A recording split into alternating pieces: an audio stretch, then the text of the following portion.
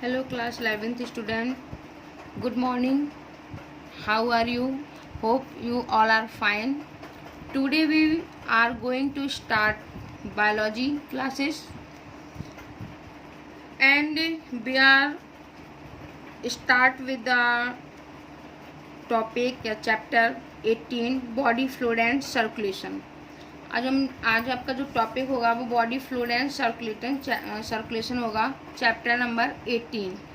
सबसे पहले first question आपका आता है कि why we need circulatory system. Circulatory system की क्या रिक्वायरमेंट है। बेटा सबसे पहले इस चैप्टर को पढ़ने से पहले हम इसकी सोल के बारे में पढ़ेंगे कि आखिर इस चैप्टर में है क्या, हमें क्या पढ़ना है। तो सबसे फर्स्ट क्वेश्चन आता है कि why we need circulatory system.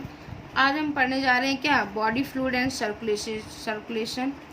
सबसे पहले इम्पॉर्टेंट बात ये है कि इस चैप्टर का सिग्निफिकेंस क्या है।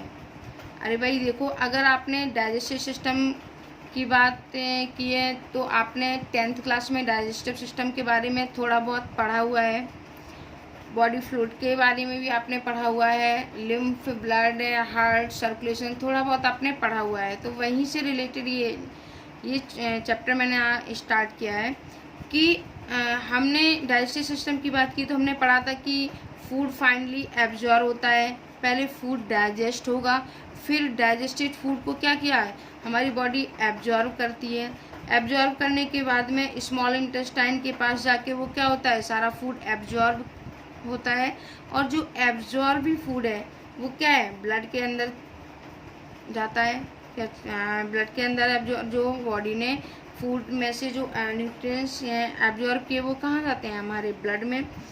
अब ब्लड के अंदर जो डाइजेस्टिव फूड है वो पूरी बॉडी के अंदर जहाँ जहाँ भी फूड की क्या होती है बेटा, रिक्वायरमेंट होती है, उन टिश्यू को प्रोवाइड किया जाता है। मतलब जो डाइजेस्टिव सिस्टम है उसको एक कैरियर की रिक्वायरमेंट होती है, बोल सकते हैं एक वाहन की रिक्वायरमेंट होती है, या कुछ ऐसा उसको चाहिए जो पिक्चर में मतलब आता हो। जैसे सर्कुलेटरी सिस्टम फिर या फिर रेस्पिरेटरी सिस्टम की हम बात करें तो लगातार बॉडी को क्या है, ऑक्सीजन की रिक्वायरमेंट होती है। ऑक्सीजन बॉडी के सब टिश्यू तक पहुंचाना होता है और बदले में वहाँ से क्या है, CO2 को या फिर जो वेस्ट मटेरियल है उसको क्या होता है, निकालना होता है, बाहर निकालना होता है। मतलब gaseous transportation again very very important task. अब ये सब कौन करेगा, मतलब अगर बोला जाए ये सारी जो फूड का डाइजेशन हुआ, जो रेस्पिरेशन हुआ, ये सब करेगा, तो ये कौन करेगा, हमारा सर्कुलेटरी सिस्टम करेगा। कौन करेगा, blood circulatory system, body circulatory system. यानी कि मतलब ऐसा आप लोग समझ लीजिए कि जो सर्कुलेटरी सिस्टम है वो एक तरह के क्या है, पोस्टमैन है। आप एक एग्जाम्पल मैं आपको दे रही हूँ कि एक एग्जाम्पल से आप समझिए कि जो हमारा सर्कुलेटरी सिस्टम है वो किस तरह से है, एक पोस्टमैन की समान है, एक पोस्टमैन की तरह है। चाहे आप उसको जैसे आप लोग जब भी पोस्टमैन को क्या है, चाहे पार्सल भेज सकते हो, वहाँ से चिट्ठी भेज सकते हैं, राखी भेज सकते हैं, मतलब कुछ भी अदरवाइज आप जो भी भेजना चाहें आप वहाँ से भेज सकते हैं। और आप जहाँ पहुँचाना चाहते हैं आप उसको, और वो वहाँ पर क्या करता है, पहुँचा देता है। कौन, पोस्टमैन। अब अगर मैंने कहा कि जो रेस्पिरेशन ने जो भी अपना काम पकड़ा दिया किसको, सर्कुलेटरी सिस्टम को, या फिर जो डाइजेस्टिव सिस्टम है अपना काम बता दिया। एक्सक्रीटरी सिस्टम बोलता है कि भाई ऐसा है, यूरिया में जो भी लिवर के अंदर जो भी बोलते हैं कि यूरिया के अंदर जो भी प्रोडक्शन हो रहा है, लिवर के अंदर जो भी यूरिया का प्रोडक्शन हो रहा है, या जो डीएमिनेशन ऑफ अमीनो एसिड हो रहा है, अमोनिया निकल रहा है, अमोनिया को यूरिया में कन्वर्ट कर रहा है, तो लिवर इसके अलावा जो भी मेटाबॉलिक वेस्ट बॉडी के अंदर हमारे बन रहे होते हैं उनको क्या करता है, इकट्ठा करो और उसको लेकर जाओ कहाँ पर, किडनी तक। किडनी उसको क्या कर देती है बेटा, प्यूरिफाई करती है। तो ब्लड को किडनी प्यूरिफाई करेगी, मतलब उसके अंदर जो वेस्ट है उसको भी क्या कर देती है, बाहर निकाल देती है। तो वो अगेन एक्सक्रीटरी सिस्टम का संबंध भी सर्कुलेटरी सिस्टम से ही हो गया। इसी तरह से एंडोक्राइन सिस्टम कहता है कि भाई देखो जो भी केमिकल रिलीज करेंगे वो पूरी बॉडी का क्या है, एक इंटीग्रेशन एंड कंट्रोल करते हैं। जितने भी केमिकल हमारे हार्मोन्स जो भी रिलीज होते हैं वो क्या करते हैं, बॉडी को कंट्रोल एंड कंट्रोल करते हैं। तो पूरी बॉडी को प्रॉपर कंट्रोल एंड कोऑर्डिनेशन के लिए हमें किसकी रिक्वायरमेंट होती है, हार्मोन्स की रिक्वायरमेंट होती है। तो हार्मोन्स जो होते हैं वो भी क्या है, एक एंडोक्राइन ग्लैंड से। हार्मोन कहाँ से रिस्ट्रिक्टेड होते हैं, ये हमने 10th में भी पढ़ा है कि हार्मोन का सिक्रेशन कहाँ होता है, एंडोक्राइन ग्लैंड से निकलने वाले क्या है, केमिकल ही होते हैं, जिनको सीधा क्या किया जाता है, ब्लड में ही छोड़ दिया जाता है। मतलब एंडोक्राइन सिस्टम बेटा जो होता है वो can not work without the circulatory system. जो एंडोक्राइन सिस्टम है can not work without circulatory system, ये बिना सर्कुलेटरी सिस्टम के वर्क नहीं कर सकता है, क्योंकि हर जगह इसका रोल आ रहा है। आप देख सकते हैं कि सर्कुलेटरी सिस्टम का रोल कहाँ है, चाहे वो डाइजेशन में हो, चाहे वो एक्सक्रीशन में हो, और चाहे वो एंडोक्राइन सिस्टम में हो, हर जगह आपके बॉडी फ्लूइड एंड सर्कुलेशन का क्या है आ रहा है, रोल प्ले हो रहा है, रोल आ रहा है। मतलब ones of the very very important system, जिसमें हम बात करेंगे क्या, बॉडी फ्लूइड एंड सर्कुलेशन की। हमारी बॉडी में क्या क्या फ्लूइड होते हैं, आरबीसी क्या होती हैं, डब्ल्यूबीसी क्या होती हैं, प्लेटलेट्स क्या होती हैं, हम देखेंगे कि लिम्फ क्या होता है, और सबसे फाइनल में हम लोग क्या देखेंगे कि ब्लड में क्या क्या होते हैं और ये बॉडी को कैसे सर्कुलेट करते हैं। अब आपने देखा होगा कि यहाँ पे थोड़ा सा अगर हम बियॉन्ड एनसीईआरटी जाके बात करूँ तो कुछ इम्पॉर्टेंट हैं, आर्टरी और वेन के नाम हमें याद रखने पड़ेंगे। तो एक बात हम समझिए कि why we need circulatory system, circulatory system की में रिक्वायरमेंट क्यों होती है। देखो हमने पहले भी कहा है कि जो आपका फर्स्ट लेक्चर है, we always try to touch the soul of the chapter, कि चैप्टर में क्या है ये हम समझने की कोशिश करते हैं। अब भी यहाँ पर एक बियॉन्ड द एनसीईआरटी एक टर्म आता है कि cold blooded animal and warm blooded animal. तो कोल्ड ब्लडेड एनिमल्स कौन होते हैं बेटा, कोल्ड ब्लडेड एनिमल्स बेटा वो होते हैं जिनकी बॉडी का टेम्परेचर बाहर के टेम्परेचर के अकॉर्डिंग बदलता रहता है। बाहर का टेम्परेचर कम होगा तो उनकी बॉडी का भी टेम्परेचर कैसा हो जाएगा, कम हो जाएगा। बाहर का टेम्परेचर ज़्यादा होगा तो उनकी बॉडी का टेम्परेचर भी कैसा हो जाएगा, ज़्यादा हो जाएगा। अब यहीं अगर हम बात करें कोल्ड ब्लडेड एनिमल्स की, वार्म ब्लडेड एनिमल्स की, तो वार्म ब्लडेड एनिमल्स में क्या होता है कि वो ब्लड को वार्म रखने के लिए सबसे बड़ा जो इम्पोर्टेंट रोल प्ले करता है वो कौन करता है हमारी बॉडी में, कौन, लिवर। बेटा हमारी बॉडी को जो ह्यूमन बींग्स है वो क्या है, वार्म ब्लडेड है। तो वार्म ब्लडेड है तो वार्म ब्लड हमारे जो बॉडी में ब्लड है उसको वार्म रखने के लिए, उसको गर्म रखने के लिए सबसे जो मेन इम्पॉर्टेंट रोल है वो लिवर का है। लिवर मेन रोल प्ले करता है। आई थिंक क्लियर है, cold blooded and warm blooded animal. अब हम बात करेंगे सर्कुलेटरी सिस्टम के कुछ फंक्शन है, जैसे कि रेस्पिरेटरी। तो इसमें क्या है कि O2 and CO2 exchange. Respiratory system में क्या होता है कि O2 ऑक्सीजन एंड CO2 का क्या होता है, प्रॉपर एक्सचेंज होता है। कुछ सर्कुलेटरी सिस्टम के फंक्शन में दूसरा टर्म आएगा एक्सक्रीटरी। एक्सक्रीटरी में क्या होता है, removal waste from body cells, जो भी वेस्ट होता है वो क्या होता है, बॉडी सेल से बाहर निकल जाता है। एंड दूसरा होता है कि प्रोटेक्शन, यानी कि क्लॉटिंग या फिर transport of WBC to infection. ये सारे क्या हैं, ये कुछ WBC होती हैं जो ब्लड को क्लॉटिंग में हेल्प करती हैं, और दूसरा इन्फेक्शन से इम्यून सिस्टम में भी मेन रोल प्ले करती हैं, कौन, WBC। फिर बात आती है न्यूट्रिशन की, तो carrier energy and food throughout the body. फिर बात करेंगे हम रेगुलेटरी की, help to maintain pH and temperature. जैसे कि मैंने आपको बताया कि कुछ रेगुलेटरी सिस्टम बॉडी में प्रेजेंट होते हैं जो बॉडी के टेम्परेचर एंड pH को क्या करते हैं, मेंटेन करते हैं। जैसे मैंने बताया था अभी cold blooded and warm blooded, इसमें क्या होता है, हमारी बॉडी के pH एंड टेम्परेचर को मेंटेन करना। फिर हार्मोन्स की बात, तो transfer hormones to organs. Hormones का ट्रांसफ़र कहाँ होता है, बॉडी से बॉडी के अदर ऑर्गन, यानी कि हार्मोन कहाँ से सिक्रीट होते हैं, एंडोक्राइन ग्लैंड से हार्मोन्स का सिक्रीशन होता है। अब ह्यूमंस कैसे होते हैं, वार्म ब्लडेड एनिमल्स हैं, मीन्स एंडोथर्मल। वार्म ब्लडेड एनिमल्स को हम बोलते हैं एंडोथर्मल।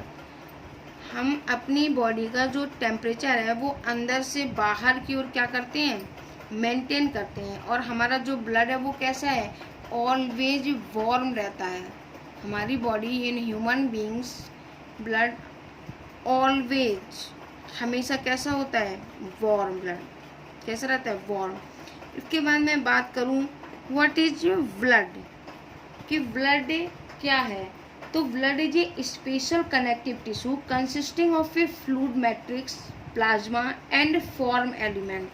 हमारे ब्लड में बेटा ब्लड एक टाइप का कनेक्टिव टिश्यू है वो जिसमें फ्लूइड मैट्रिक्स प्रेजेंट होता है, प्लाज्मा और कुछ फॉर्म एलिमेंट।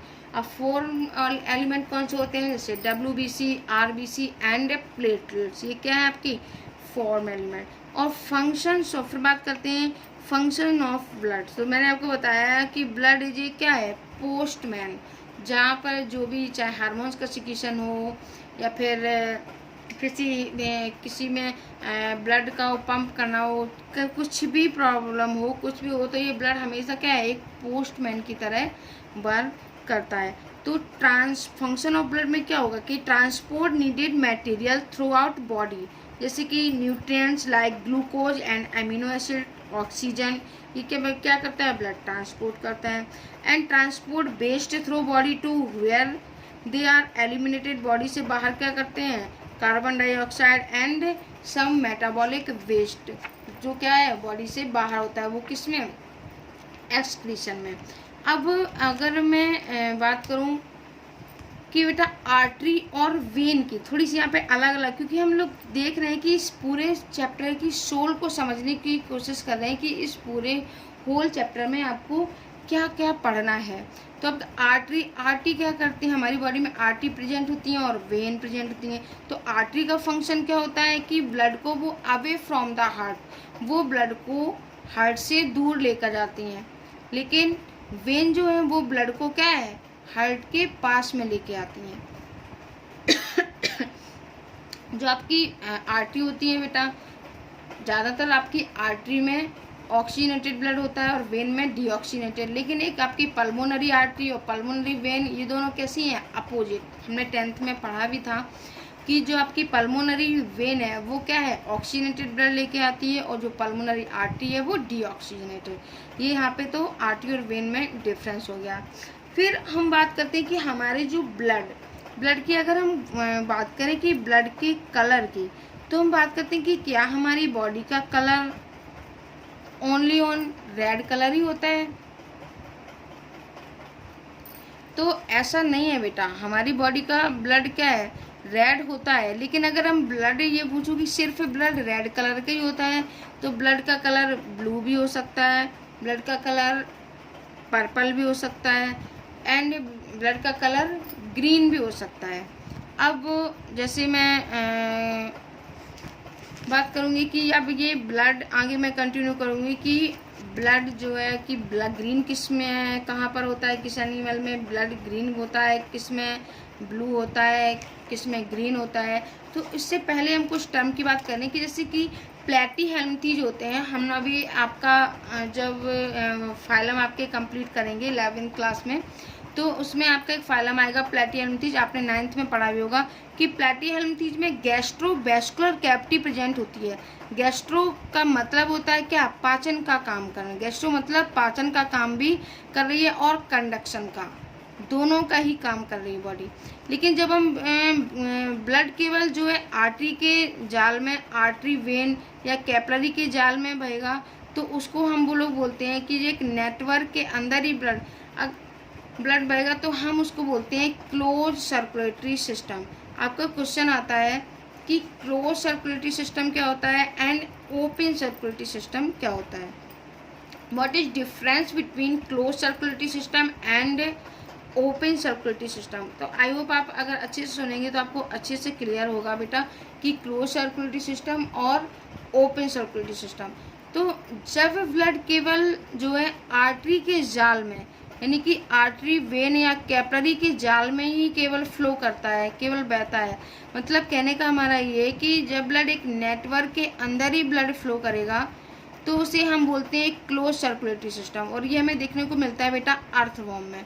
लेकिन जब ब्लड नेटवर्क से बाहर निकल कर एक कॉमन कैविटी में आता है और वहाँ पर सारे क्या है, टिश्यू अब्सेंट होते हैं, तो ब्लड उसको बोलते हैं कि जो वहाँ पर जो ब्लड होता है उस सर्कुलेट करता है, तो मतलब ब्लड सर्कुलेशन में देयर इज एक्टिविटी, जहाँ से ब्लड को भेजते हैं वहाँ से ही ब्लड को क्या है कलेक्ट कर लिया जाता है दोबारा अगेन। तो इस टाइप के सर्कुलेटरी सिस्टम को क्या बोलते हैं, ओपन सर्कुलेट। मैं आपको इसकी पिक सेंड कर दूंगी बेटा, आप लोग देखना कि ओपन और क्लोज सर्कुलेटरी सिस्टम किस तरह से है। अब फिर से एक बार आप अच्छे से समझ लीजिए, ओपन सर्कुलेटरी सिस्टम मतलब यहाँ आर्टरी का पूरा एक क्या एक नेटवर्क होता है। फाइनली आर्टरी ने क्या किया, ब्लड को कैविटी में क्या है छोड़ दिया, जहाँ पर लिविंग सेल्स भी प्रेजेंट हैं, लिविंग टिश्यू भी प्रेजेंट हैं। फिर उस लिविंग सेल में टिश्यू में हर लिविंग टिश्यू सेल के अंदर क्या होता है एकदम पूरी तरह से डूबा होता है। इट इज ए बाद इनसाइड द ब्लड, और उसने क्या किया है ऑक्सीजन को लिया और बेटा क्या बाद में ब्लड उसके पास गया। जो भी ब्लड ऑस्टिया के पोर के थ्रू जाएगा वो सर्कुलेटरी सिस्टम में दोबारा एंटर कर गया। उसके बाद जो भी ब्लड आपका घूम के आएगा वहाँ से, तो इस टाइप के सिस्टम को हम लोग बोलते हैं ओपन सर्कुलेटरी सिस्टम।